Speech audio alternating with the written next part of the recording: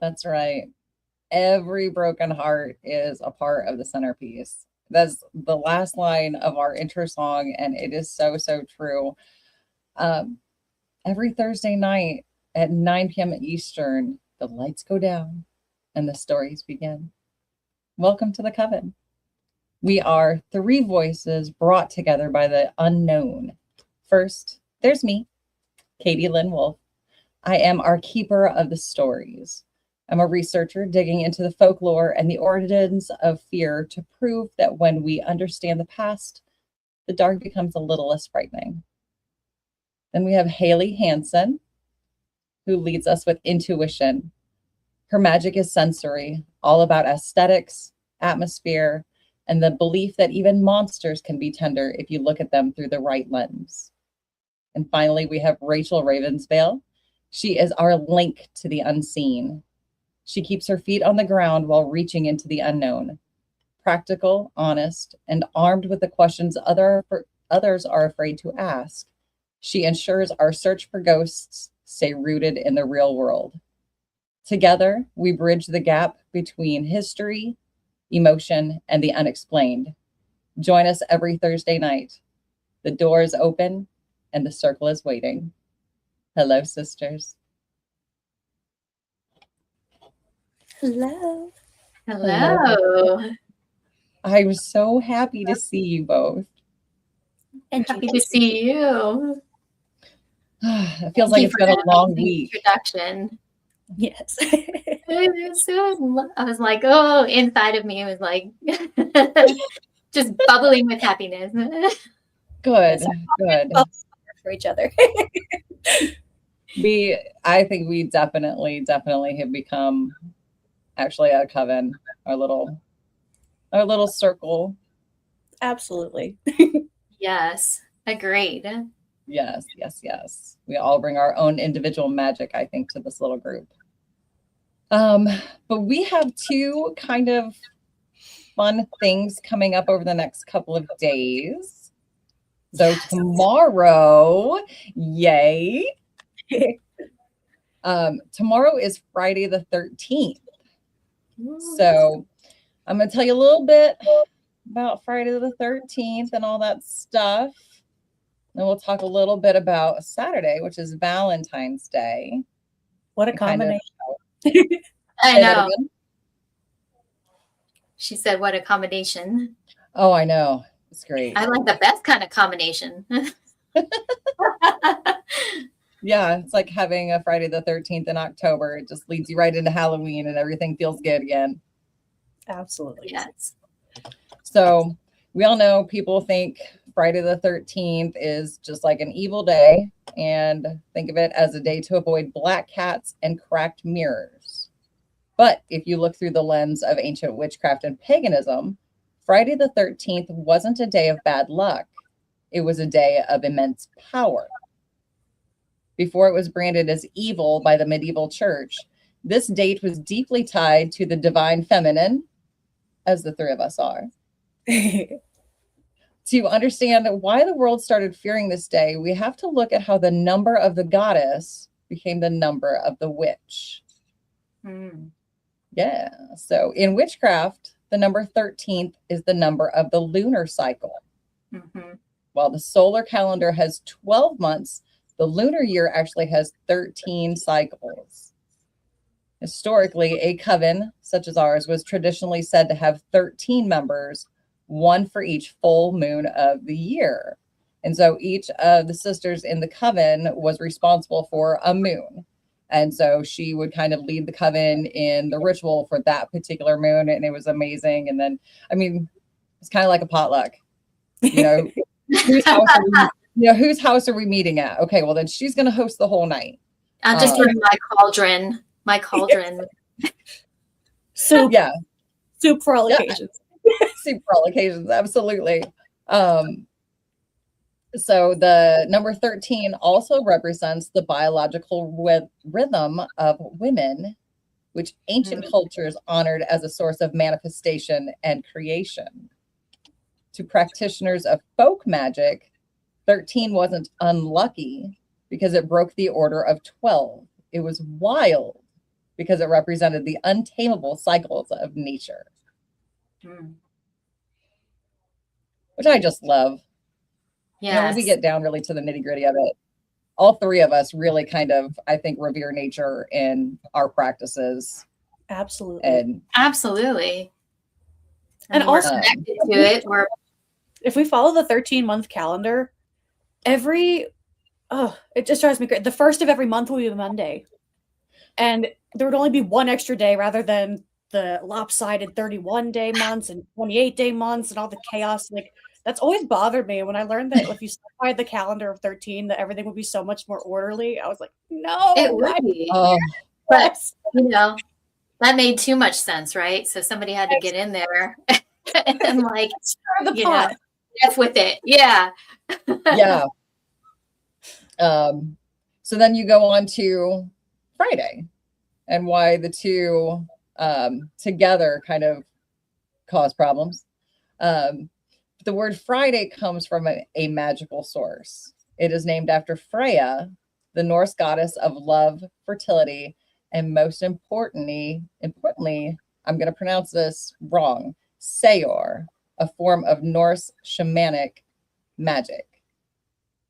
As patriarchal structures rose in Europe, the attributes of Freya were vilified. Friday was transformed from a day of celebrating love and magic into a forbidden day. Norse legends were rewritten to claim that 12 witches would meet on Fridays, and the 13th guest was the devil himself.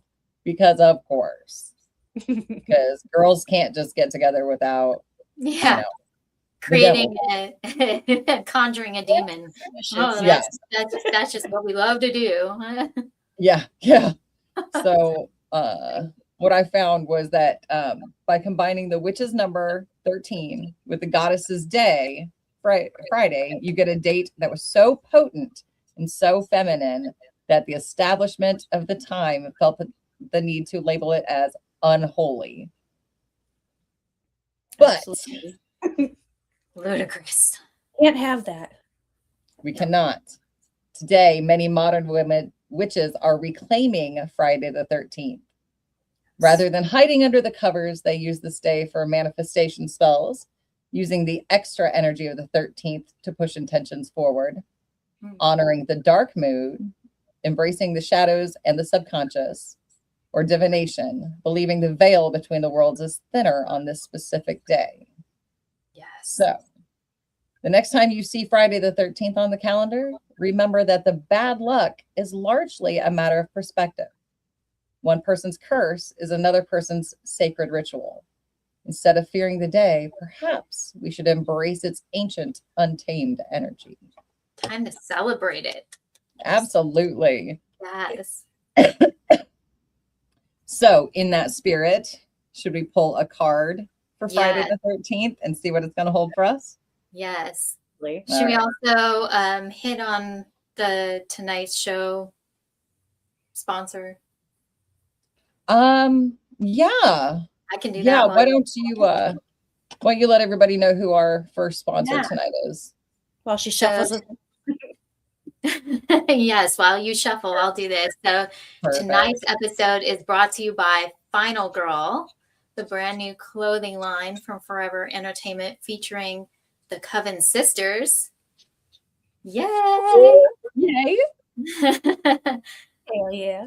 And also some of our favorite friends. Final Girl doesn't dress victims, it dresses survivors. You can sign up for some of our newest designs today at scarezone.net. You'll find myself and Haley and Katie's shirts there, as well as everyone else's. Hey. Look amazing. They're so great. And we're all survivors in so many ways. Absolutely. We've been through it. Girl, yes.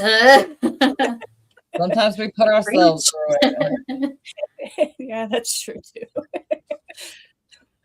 So here's our card. Ooh. Aw.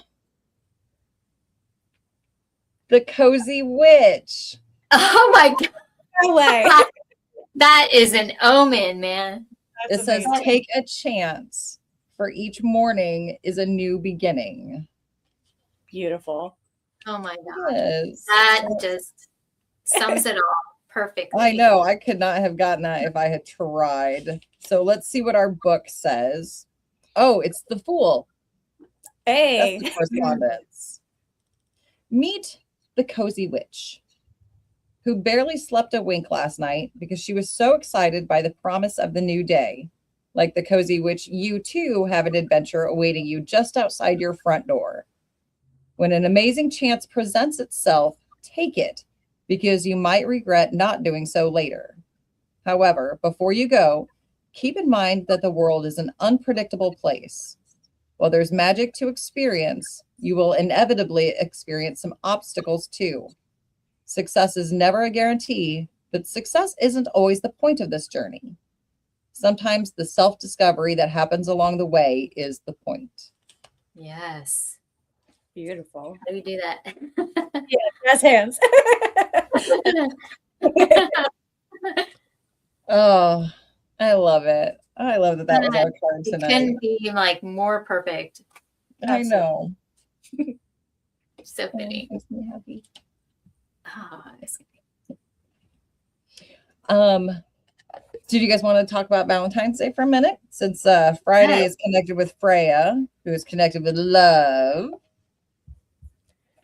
Yes. Valentine's Day. Valentine's Day. For us little witchy. She's like, we can change it to Palentine's Day. Oh. Now listen, Haley, you little single Pringle. It doesn't always have to be romantic love. Oh, trust me, I know. No experience being alone on Valentine's Day. Oh, sweet. That's perfect timing. My cats just ran in. She's like, but you love me. You love me. She's like, I love you, Mom. Isn't that enough? Exactly. Take what you got and be appreciative. Oh my God. Why don't you jump in, Rachel, and tell us what you love about Valentine's Day?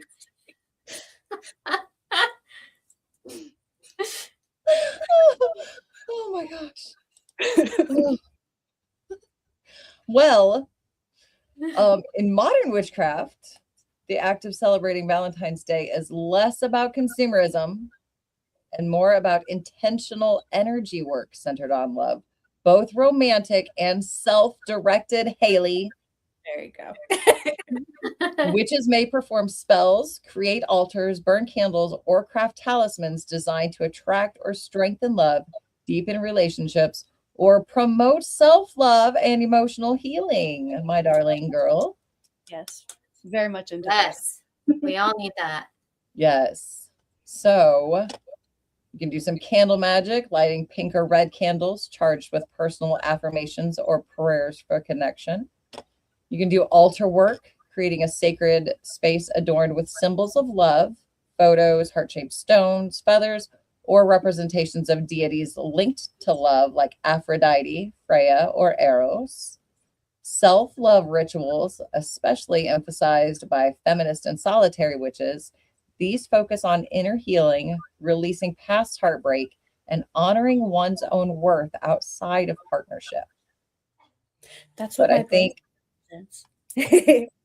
I think one of the things that we kind of connect witches with are love spells, using herbs like rose petals, lavender, or jasmine, crystals such as rose quartz or rhodonite, and written intentions to manifest healthy relationships. Now, Rachel. Yes. You have a love spell, yes? Yes. Haley, are you willing to guinea pig at the out? end of the show be our little spellcaster? Oh, sure. Why not? All right, Rachel, what is she going to need?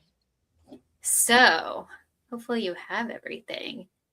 Uh-oh. So it's actually, and this is really more about like, we're calling this spell it's calling in aligned love.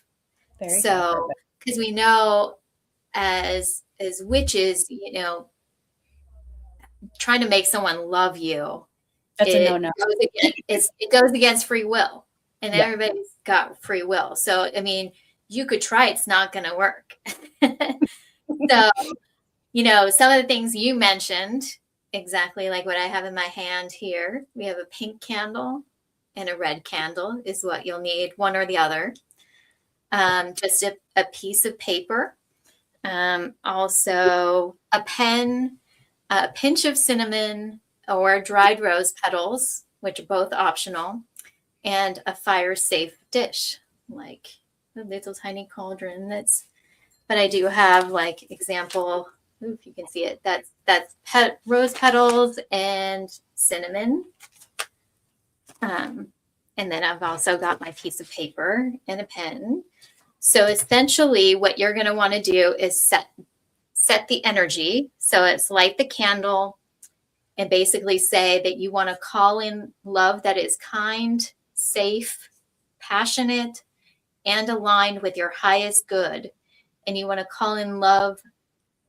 I already said that. Yeah. So, and then you're just going to want to take a deep breath and visualize kind of that warm pink or red light kind of surrounding you.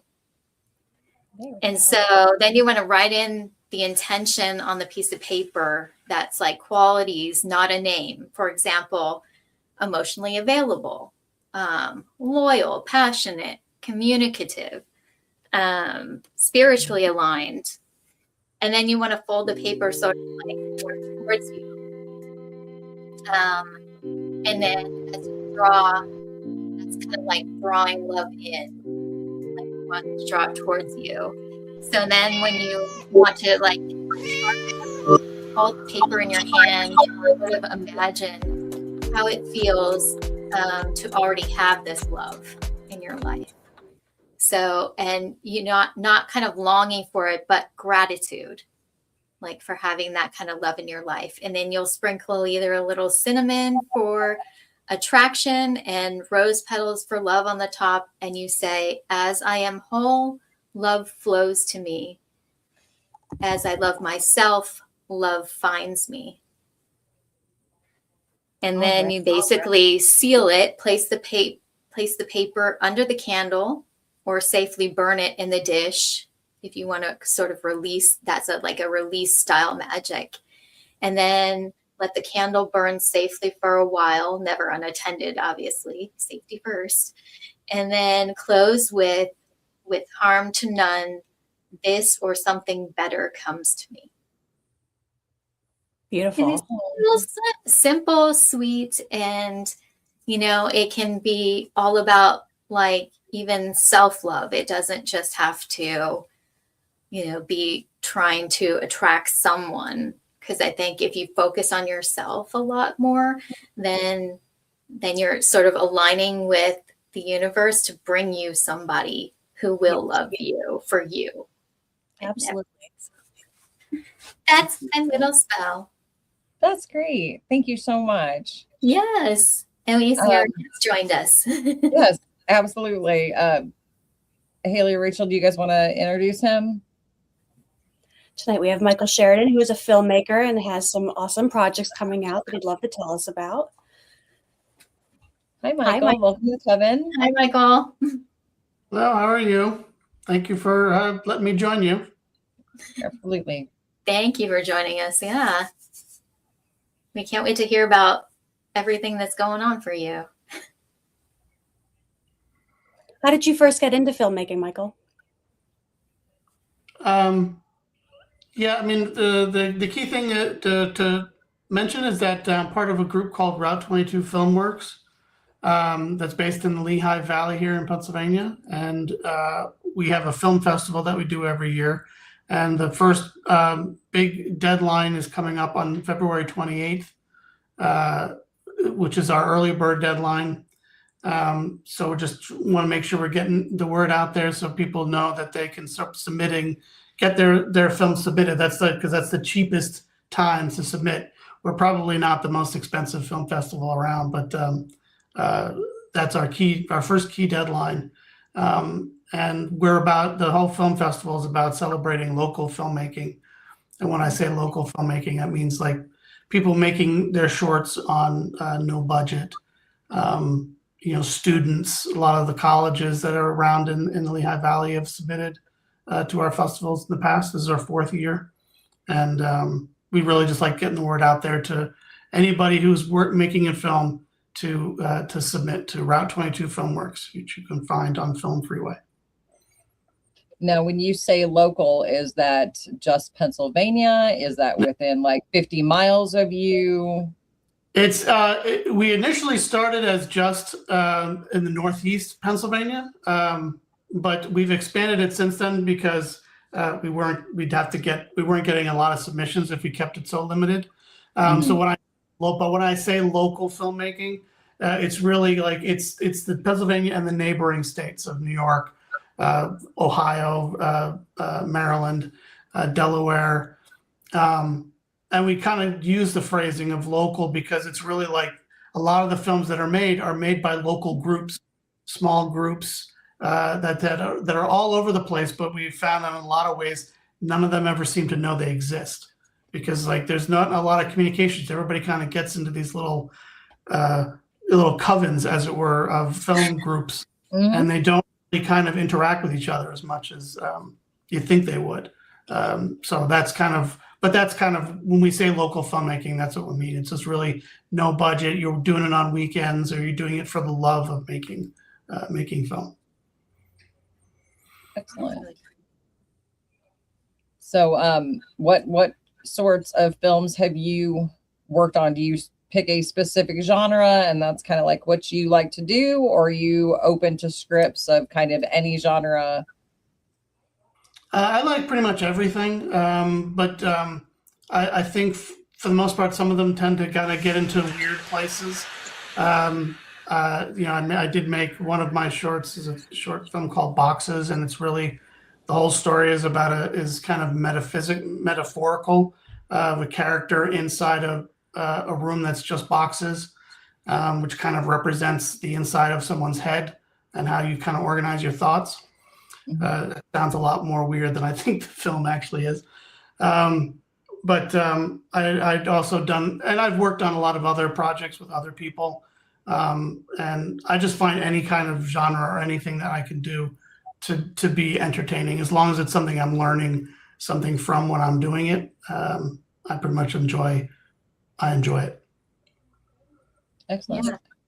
I know that I saw a link, I think on YouTube, that you're involved with something with was it the Daily News?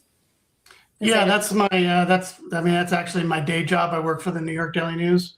I've been there for many years. And the past 10 years, I've done a lot of video editing there, and I ran our video department for a few years.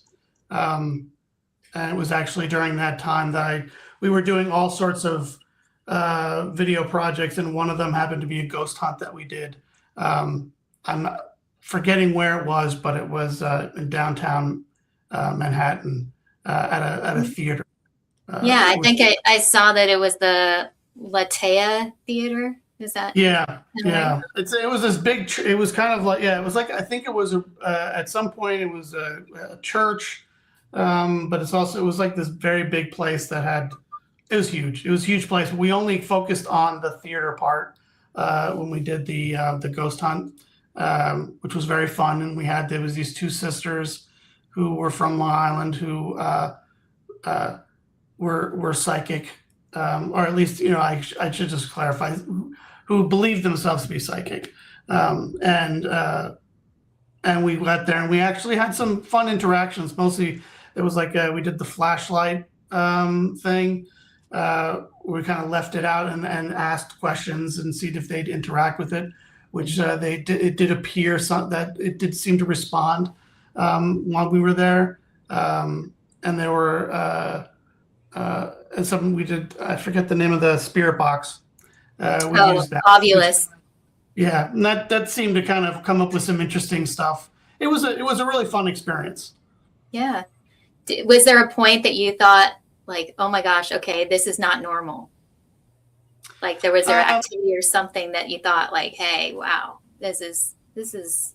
I think for during the flashlight part was really because at the time, I mean, like the Ghost Hunter show was very popular, and my wife and I were big fans of that show. So it was interesting to try to do some of the things that we were seeing them do on that show.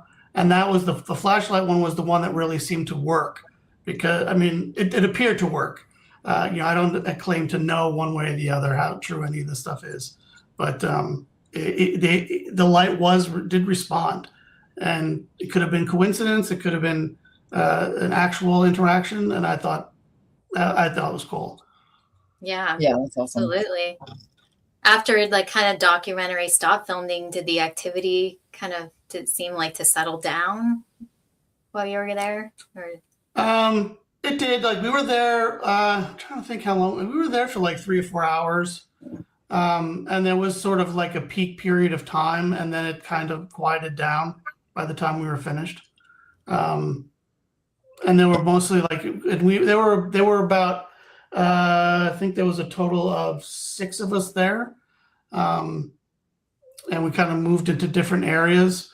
And, there was one part where we were in one room that the sisters felt that was having the most presence in. Yeah, I mean that was kind of it. It was a little scattered. I mean, that was my first time doing it, so I don't have anything to compare it to. Right.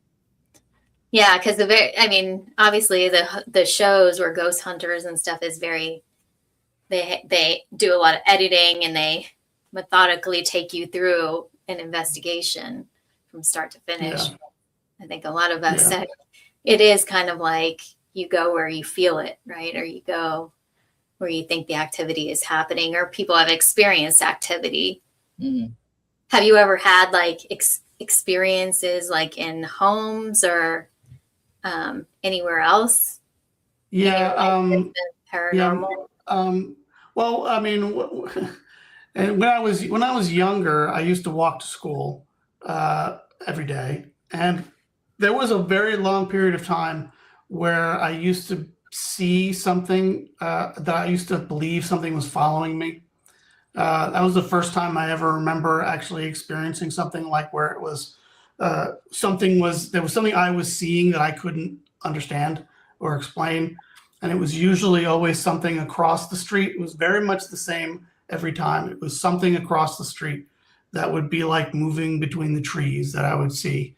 I was basically just walking along I lived in Queens at the time, but in New York. And that was kind of the first time I ever encountered that. When it ever became an actual thing was we lived, my wife and I lived in our second apartment. It was a 2-family house. And my son was about 1.5 years, maybe 2 years old. And he used to he'd love to sit on the floor, and he would love to, in one dining area in the dining room, he would kind of sit and look in the corner, and he would look up in the corner, and he used to kind of babble to himself. But it always seemed like he was talking to something. Mm-hmm. And the word he kept the only time we kind of got a sense for it is that he would sound like he would call it Edgar. So he would use that. So we started referring to this presence we kind of felt was there as Edgar. And then over the years, there was often, basically the way it was kind of like a railroad apartment, right? So we had the living room, dining room, and then the kitchen. And the kitchen had this sort of, like under the cabinets, you could see between the counter and the cabinets, you could look in. And often we would see shadows move past there when no one was there. Some sort of shadow would move in there. And that sort of fed into it. And then the most elaborate moment was where that part is. There was a little hallway that was from like our front door that would lead to the bathroom. It was on the side. And one night, my wife and I were home, and we heard a knocking and then footsteps running down the hallway. And no one was there. I mean, it was just me and her in the living room. So we always kind of, that was Edgar. That was our experience of just sort of the spirit or whatever it is that lived in that apartment. How long did your child like have like those kind of encounters with Edgar? Did it kind of like phase out, or was it the whole time you were there? Or? It phased out a bit after he got a little older, and he started after he got a little older, and then my daughter showed up, and there was never any kind of like, she never did anything like that, so it never happened again. But it was mostly just him when he was younger, and it always put the sort of, it was clearly not like a lot of times, like especially in those ghost hunting shows, there's always those fear of the spirits in the house, and people are always kind of concerned or nervous about it. And it was never like that for us. It was always, if there was an Edgar in that house, and if that was his name, he clearly meant us no harm. He was just the guy living there with us. That's how we looked at it. Yeah. And I think that's for the most part of people experience. Yeah. That they're not really harmful. They're just living alongside of us. I think usually when the fear comes in for that kind of stuff, you're sort of projecting your own sort of anxieties onto them, because for the most part, it seems like the more experiences of it are not harmful. No, not at all. And I hear you might have worked on maybe some sort of UFO project. Is that true? I did, yeah. Sadly, I had a computer that crashed, and the hard drive is fine, but I could never access the computer. And it's the one time I didn't move the files over, so that it's been trapped on this computer for a while. But I did. I did start a documentary that I really wanted to do, which was, my plan was to do about 30-minute documentary, and it was going to be about UFOs in Pennsylvania. Specifically, there are three specific incidences that are the key ones in the state, and I had to remind myself which they were, because it's been a bit. But one is Kecksburg, which is up by Pittsburgh. There's Carbondale, which is up in the northeast, and then there's Presque Isle, which is in the way northwest. Those are the three like most famous UFO-related incidents in Pennsylvania. And the whole idea when I started the documentary was I wanted to sort of tackle different things. So it was going to be UFOs for one, and then I was going to try to look and see about Bigfoot, because I know that's a big popular topic in Pennsylvania. I know there are a lot of groups that go out to the woods to kind of explore that. You hit it. And I wanted to do something that would be more spiritual too. That would be, like hauntings or something like that. That was like this trilogy of documentaries that I wanted to make. And I started with the UFO one, which was really fun. It was very frustrating that the footage is stuck on a computer that I can't get to. Yeah, you got to take it to somebody who can get in there and get that hard drive out for you. Yeah. We need to exercise. Yeah. At least I know it's safe in there. I know the hard drive is fine. It's just the problem is the computer doesn't boot up. Yeah. Yeah, I think there's probably IT who can get that done. We need to know. I know, we need to know. Okay, well, in the meantime, tell us one of the stories from this documentary, because I am curious. Because, we all hear like UFOs in the South, and we all have like this stereotypical image of somebody who says that they've encountered a UFO. So tell us one of your stories. Yeah, I'm gonna. Please excuse me if I'm gonna bastardize the story a bit, because I do remember that I believe it's the Carbondale one, which is the one that was where a UFO came in, and then there was some sort of light that got left behind in a pond, and it became the story of what the Carbondale UFO was. And it was there for a period of time, and there were claims of being abducted that were tied into that storyline. And that's the one that I remember the most. The Presque Isle one involved fireballs in the sky, and that's the one on like the up in the way northwestern part of the state, which I think also carries over into like neighboring states in Ohio and stuff. It was like they were these really big fireballs in the sky, and that's what led to that one. Because I'm really going to bastardize these stories because I know I'm not remembering them completely. And I believe the Kecksburg one is the one that involves a bell-shaped object.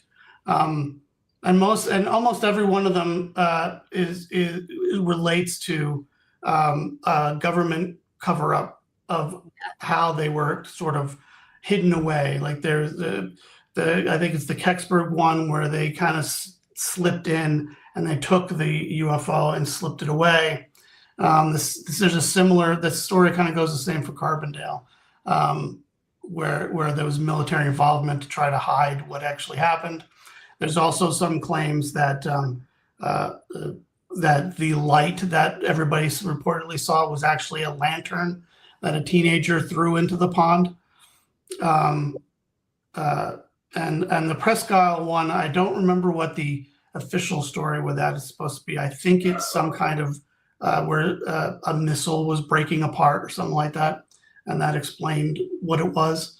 And that was kind of what I was doing when I was doing the documentary, was really exploring that aspect of it to try to get like what do people believe happened, what is the story, and then leave it up to people to decide what they think is real, what the truth is. Nice. Yeah, I know that I'm familiar a little bit with the Kecksburg one because it was about the bell, and a lot of people thought that it had something to do with the Nazi bell. Mhm. But they called it wow. the Die Glock was the word for the bell, and they thought it because they thought they were developing this sort of wonder weapon over there, and it disappeared, and nobody knows where it is, and I think that it ended up like reappearing in Kecksburg. Yeah. Which is like, that would be something. Oh yeah. Well, now you said that all of these stories, people have like some sort of connection to the government. Did you run into any problems like getting permits or having permission to shoot places? Did it feel like there was some sort of you're not allowed to? No, I hadn't gotten that far because the two things that I'd done is I'd done the two interviews. There was one person who was a bona fide believer and expert in all that stuff in those three incidents. And he was in Altoona, and so I did an interview with him, and he kind of took me through a lot of those stories. And then the second interview that I'd had was someone who understood the history of those and could explain all three incidents, but was also a bit of a skeptic. So he kind of provided sort of the alternate explanation for some of that stuff. And then there was, I had a third person who was part of the UFO Society that I was also going to interview. And he was going to help me get smaller interviews. I mean, that would have been more fun for me to be able to explain if I'd gotten that far. There was the idea of finding various people throughout the state who have just had sightings and experiences. There actually was another sighting which was in Pennsylvania, which was in like the 1800s, which I thought was pretty fascinating. And I think there's even one even further back that were in like local reports of just a mysterious light in the sky, and I think that was somewhere in the 1700s. So it was interesting to kind of dive deep into that to understand that those sort of sightings and things people saw are not just modern day things that we see, that there have been various versions of them in the past, which I think is the most fascinating part. Yeah, because it's absolutely incredible if there were in the 1800s when we didn't really have flying craft, let alone the 1700s. So we didn't have anything in the sky flying. So what the heck was that? Yeah, ancient aliens. Yes. But I'd say to all that is that when it comes to our film festival, we have all types of films that we accept theirs, from documentaries to narrative short films. So just to kind of bring it back to that, we're really looking forward to all the submissions that we get every year. We've had a lot of creative people that have been able to submit some really wonderful films that have explored all sorts of topics from the supernatural. I think actually our first year was a lot of supernatural films. We've had some really interesting short documentaries and films that really even touch on social topics like suicide or gay relationships and everything else. And we really hope that people will submit more this year. We've actually already gotten more than 30 submissions, and which is the most we've ever gotten this early in the process. So it's been very exciting. I feel like the film festival is really starting to get into people's consciousness that they're like making films just to get in, just to be a part of our festival, which has been really nice. Yeah, that's really cool. So, who is or I guess what age was the youngest filmmaker that has submitted to the festival? Because I know kids are really getting into it young these days. I believe we've had at least, I know we had someone from high school submit one year. Sadly, I don't think we took the film, but we did have somebody submit that. And we've definitely had people who were 18, 19 years old. And actually, no, I'm sorry, correct me. There were fifth graders in our last year's film festival. They had made, they were actually like the kids didn't submit directly, but they had made these short explainer videos for an organization, and the organization submitted them to us. So there were two short animation. One was animated, and one was actually the girl who I believe was 12, and it was her explaining. It was something. I forget what the topic was, but it was her kind of explaining a historical thing, which was pretty cool. It was really great to see kids in there. We want more kids and more younger people to be submitting films to the film festival. Yeah, they're the next generation, right? Oh yeah. Where can you give us a website? Where can folks find the application for submissions? Yep, it's filmfreeway.com, and you could just look up Route 22 Filmworks or go to route22filmworks.com, and the links are all there. You can see all our past winners. You can see some of the films that we've made together as a group, and you can also you can also click through to submit to our film festival for this year.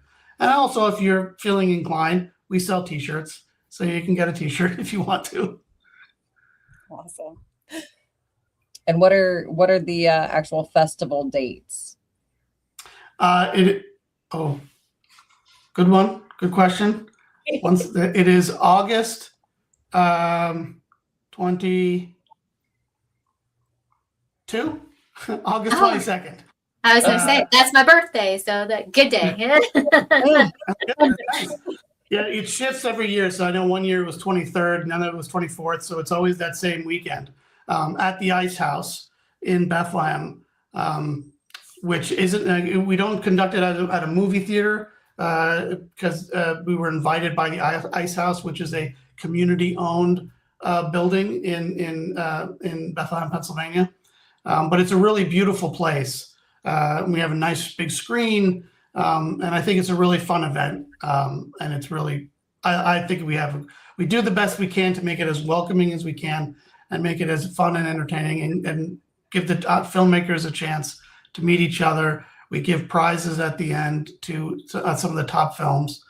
We've been able to thankfully give cash prizes because it's a not-for-profit event. So we try to give whatever we kind of bring, we try to give some of that back to the filmmakers as prizes for, at the end of the night. Nice. Wow, that's amazing. Yeah. That's so great. Well, Michael, thank you so much for being with us tonight. I know we'll be checking it out, maybe submitting stuff that you know, we've shot in Ohio because then that counts and we can put it in a film festival. Definitely. Well, we'd love to have you back on when it gets closer or right after so you can tell us more about it and the submissions that you guys got, because that sounds really exciting. Oh, yep. It Oh, does. definitely. Well, you guys were terrific, and I really appreciate you having me on. Thank you very much. Yes, Thank thank you for you. coming on. Thank you. Sisters? Have a great night. Good night.